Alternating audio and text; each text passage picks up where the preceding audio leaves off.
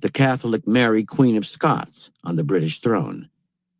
In case this plan failed, his long-term strategy was to build an immense armada of ships and invade England. Catholic Mary, Queen of Scots, did not keep his intentions well hidden, and Elizabeth's ministers saw war as inevitable. They advised her to send an army to the Low Countries, forcing Philip to put his resources there instead of into an attack on England. But Elizabeth balked at that idea. She would send small forces there to help the Protestant rebels avert a military disaster, but she would not commit to anything more. Elizabeth dreaded war. Maintaining an army was a huge expense, and all sorts of other hidden costs were sure to emerge, threatening the stability she had built up. If war with Spain really was inevitable, Elizabeth wanted to fight on her own terms. She wanted a war that would ruin Spain financially and leave England safe. Defying her ministers, Elizabeth did what she could to keep the peace with Spain, refusing to provoke Philip. That bought her time to put aside funds for building up the British Navy. Meanwhile, she worked in secret to damage the Spanish economy, which she saw as its only weak spot. Spain's enormous, expanding empire in the New World made it powerful, but that empire was far away. To maintain it and profit from it, Philip was entirely dependent on shipping, a vast fleet that he paid for with enormous loans from Italian bankers. His credit with these banks depended on the safe passage of his ships bringing gold from the New World. The power of Spain rested on a weak foundation. And so Queen Elizabeth unleashed her greatest captain, Sir Francis Drake, on the Spanish treasure ships. He was to appear to be operating on his own, a pirate out for his own profit. No one was to know of the connection between him and the Queen. With each ship that he captured, the interest rate on Philip's loans crept upward, until eventually the Italian bankers were raising the rate more because of the threat of Drake than because of any specific loss. Philip had hoped to launch his armada against England by 1582.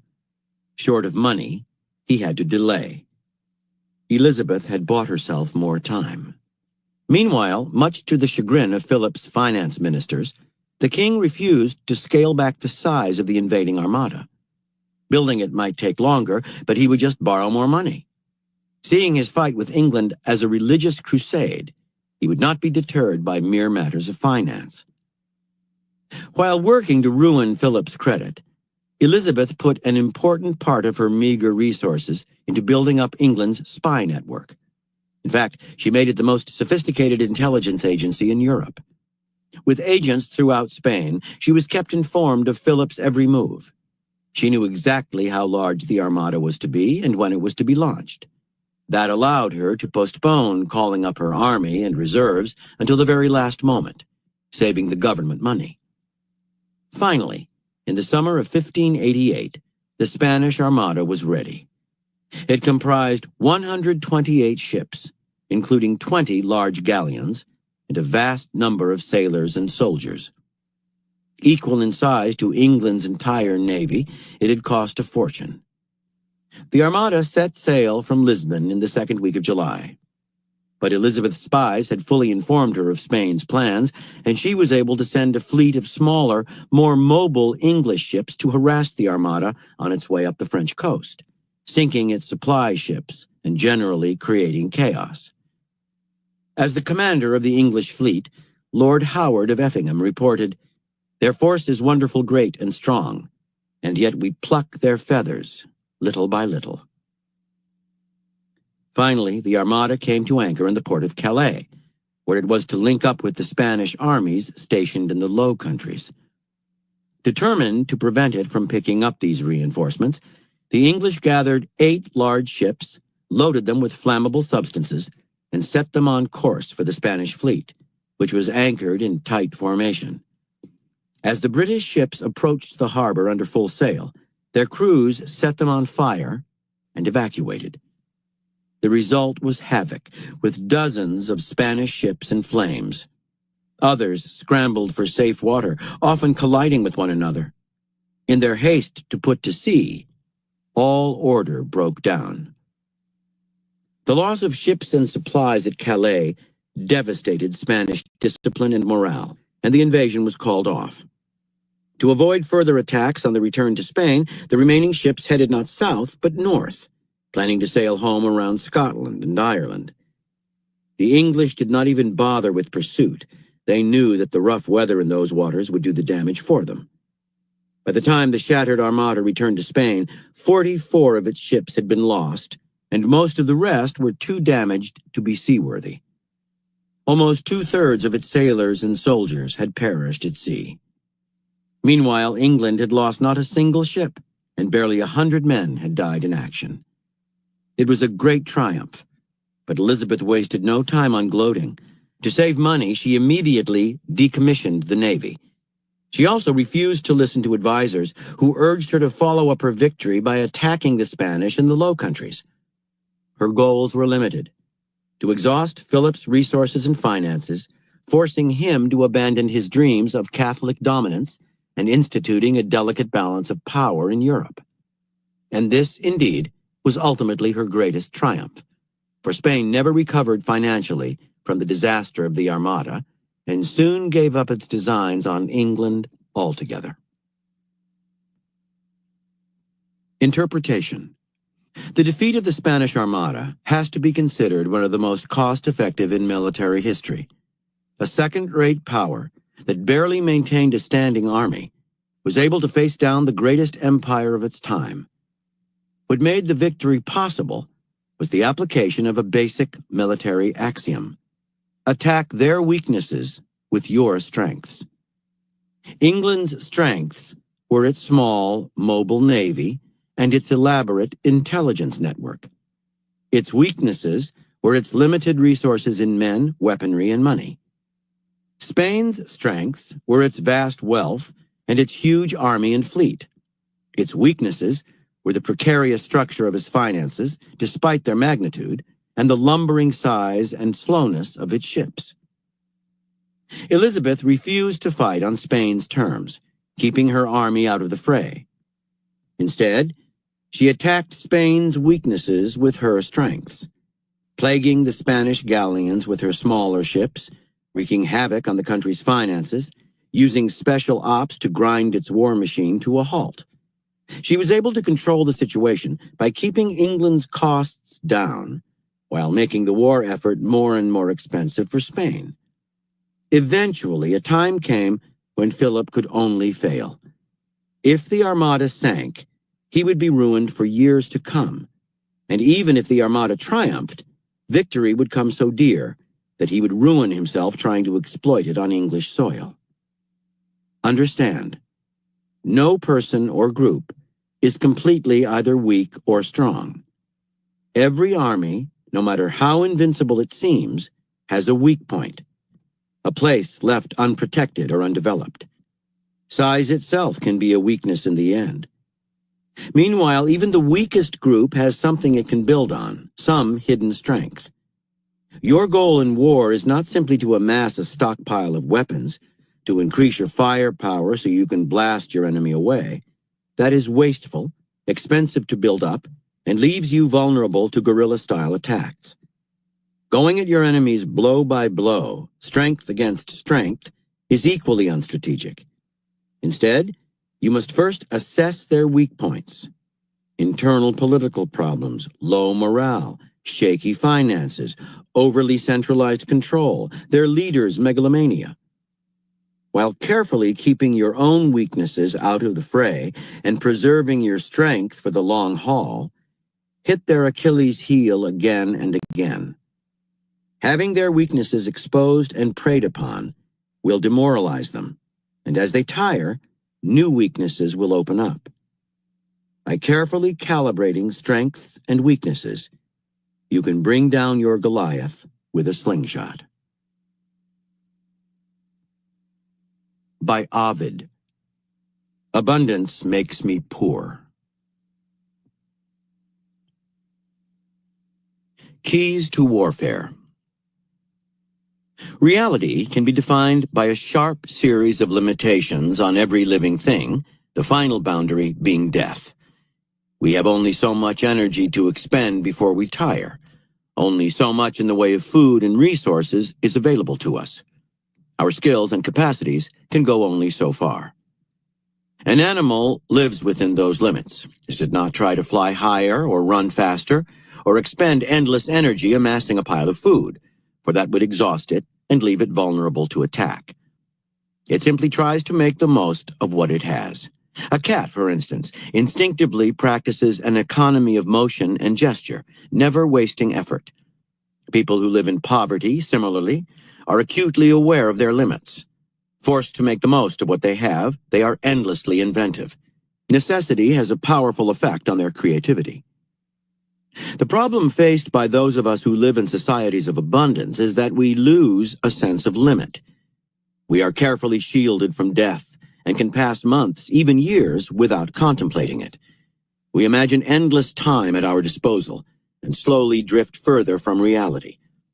We imagine endless energy to draw on, thinking we can get what we want simply by trying harder. We start to see everything as limitless. The goodwill of friends, the possibility of wealth and fame. A few more classes and books and we can extend our talents and skills to the point where we become different people. Technology can make anything achievable. Abundance makes us rich in dreams, for in dreams there are no limits. But it makes us poor in reality. It makes us soft and decadent, bored with what we have, and in need of constant shocks to remind us that we are alive. In life, you must be a warrior, and war requires realism. While others may find beauty in endless dreams, warriors find it in reality, in awareness of limits, in making the most of what they have. Like the cat, they look for the perfect economy of motion and gesture, the way to give their blows the greatest force with the least expenditure of effort. Their awareness that their days are numbered, that they could die at any time, grounds them in reality. There are things they can never do, talents they will never have, lofty goals they will never reach. That hardly bothers them. Warriors focus on what they do have, the strengths that they do possess, and that they must use creatively. Knowing when to slow down, to renew, to retrench, they outlast their opponents. They play for the long term. Through the final years of French colonial rule in Vietnam and on through the Vietnam War, the military leader of the Vietnamese insurgents was General Von Nguyen Giap. In first the French and then the Americans, he faced an enemy with vastly superior resources, firepower, and training. His own army was a ragtag collection of peasants. They had morale, a deep sense of purpose, but little else. Giap had no trucks to carry supplies, and his communications were 19th century. Another general would have tried to catch up, and Giap had the opportunity. He had the offer of trucks, radios, weapons, and training from China, but he saw them as a trap. It wasn't only that he didn't want to spend his limited funds on such things. In the long run, he believed, all they would do was turn the North Vietnamese into a weaker version of their enemy. Instead, he chose to make the most of what he had, turning his army's weaknesses into virtues. Trucks could be spotted from the air, and the Americans could bomb them. But the Americans could not bomb supply lines they could not see. Exploiting his resources, then, Giap used a vast network of peasant coolies to carry supplies on their backs. When they came to a river, they would cross it on rope bridges hung just below the surface of the water. Right up to the end of the war, the Americans were still trying to figure out how North Vietnam supplied its armies in the field. Meanwhile, Giap developed hit-and-run guerrilla tactics that gave him enormous potential to disrupt American supply lines. To fight, move troops, and ferry supplies, the Americans used helicopters, which gave them tremendous mobility. But the war ultimately had to be fought on the ground, and Giap was endlessly inventive in using the jungle to neutralize American air power, disorient American foot soldiers, and camouflage his own troops. He could not hope to win a pitched battle against superior U.S. weaponry, so he put his effort into spectacular, symbolic, demoralizing attacks that would drive home the futility of the war when they appeared on American TV. With the minimum that he had, he created the maximum effect.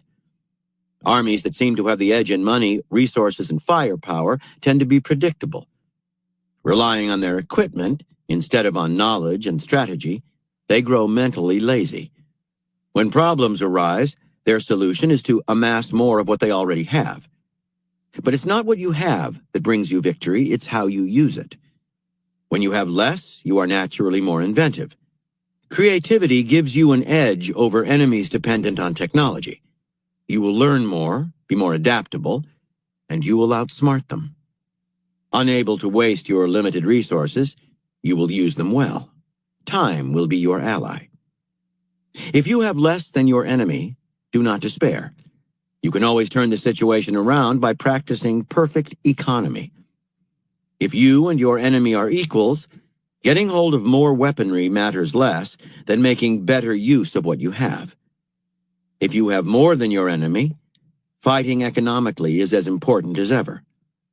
As Pablo Picasso said, even if you are wealthy, act poor. The poor are more inventive and often have more fun because they value what they have and know their limits. Sometimes, in strategy, you have to ignore your greater strength and force yourself to get the maximum out of the minimum. Even if you have the technology, fight the peasants' war. This does not mean that you disarm or fail to exploit what advantages you may have in materiel. In Operation Desert Storm, the U.S. campaign against Iraq in 1991, American military strategists made full use of their superior technology, particularly in the air, but they did not depend on this for victory. They had learned the lesson of their debacle 20 years earlier in Vietnam, and their maneuvers showed the kind of deceptive feints and use of mobility associated with smaller guerrilla-like forces. This combination of advanced technology and creative flair proved devastating. War is a balance of ends and means. A general might have the best plan to achieve a certain end, but unless he has the means to accomplish it, his plan is worthless. Wise generals through the ages, then, have learned to begin by examining the means they have at hand and then to develop their strategy out of those tools. That is what made Hannibal a brilliant strategist. He would always think first of the givens, the makeup of his own army and of the enemy's, their respective proportions of cavalry and infantry, the terrain, his troops' morale, the weather. That would give him the foundation not only for his plan of attack, but for the ends he wanted to achieve in this particular encounter. Instead of being locked into a way of fighting like so many generals, he constantly adjusted his ends to his means. That was the strategic advantage he used again and again. The next time you launch a campaign, try an experiment.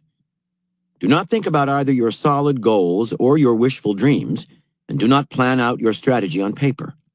Instead, think deeply about what you have, the tools and materials you will be working with. Ground yourself not in dreams and plans, but in reality. Think of your own skills, any political advantage you might have, the morale of your troops, how creatively you can use the means at your disposal. Then, out of that process, let your plans and goals blossom. Not only will your strategies be more realistic, they will be more inventive and forceful. Dreaming first of what you want, and then trying to find the means to reach it, is a recipe for exhaustion, waste, and defeat. Do not mistake cheapness for perfect economy. Armies have failed by spending too little as often as by spending too much. When the British attacked Turkey during World War I, hoping to knock it out of the war and then attack Germany from the east, they began by sending a fleet to break through the Dardanelles Strait and head for the Turkish capital of Constantinople.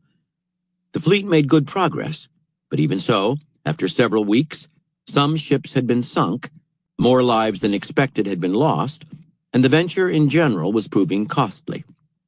So, the British called off the naval campaign, deciding instead to land an army on the peninsula of Gallipoli and fight through by land.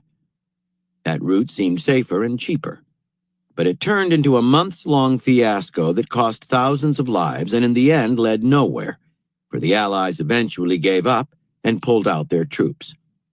Years later, Turkish documents were uncovered that revealed that the British fleet had been on the verge of success.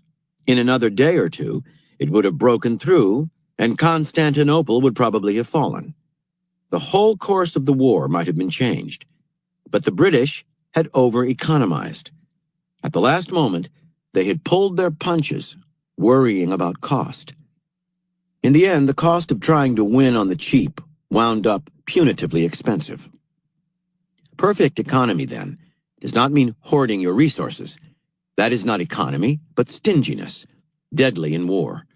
Perfect economy means finding a golden mean, a level at which your blows count but do not wear you out. Over-economizing will wear you out more, for the war will drag on, its costs growing, without your ever being able to deliver a knockout punch.